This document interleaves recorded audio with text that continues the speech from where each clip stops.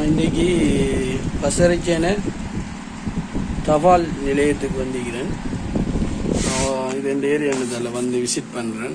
இதில் பாருங்க, கடந்த நிறைய காலமாக வந்த கடிதங்கள் நிறைய பாருங்க. இந்த கடிதங்கள் இன்னமும் இந்த மக்களுக்கு கொடுபடாமல் இருக்கு. இதில் நிறைய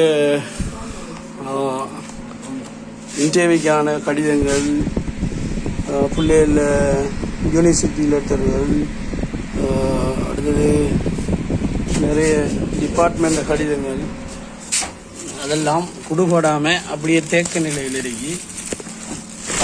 இது ஒரு பேக்கு நெய், ஒரு பயல பேக்கு, 2 பயல பேக் இருக்கு. இந்த பயல பேக்கு ஃபுல்லாக கடிதம் தான் நிற்கி, இது ஃபுல்லாக கடிதம் தான் நிற்கி. அடுத்தது இன்னைக்கு இதெல்லாம் கடிதம்,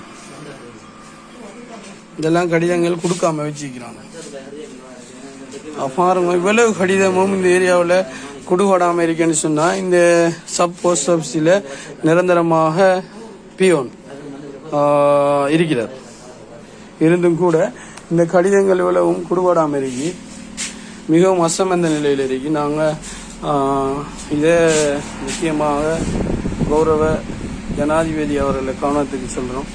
இப்படி ஒரு போஸ்ட் ஆஃபீஸ் நம்மளை இலங்கை திருநாட்டில் இயங்கி கொண்டிருக்கு.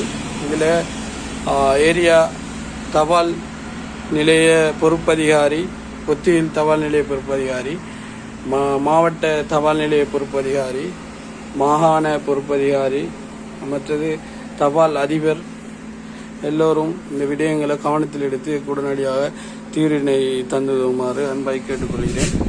இது நிறைய கடிதங்கள் மீண்டும் பார்க்கலாம். இந்த பேக்கெல்லாம் கடிதம் தான். கிட்டத்தட்ட ஒரு 2 வருஷத்துக்கு மேலே அந்த கடிதங்கள் தேக்க நிலையில் இருக்கி. இதுக்கு உடனடியாக தீர்வு தர வேண்டும் என இந்த பகுதி மக்கள் அங்கலாய்த்து கொண்டிருக்கின்றார்கள். இதற்கு விரைவில் தீர்வு கிடைக்காவிட்டால் எமது பகுதியில் இதற்கு எதிராக கண்டன ஆர்ப்பாட்டம் செய்வதற்கு மக்கள் தயாராக இருக்கின்றார்கள் என்பதை உங்களின் கவனத்துக்கு அறிய தருகிறேன்.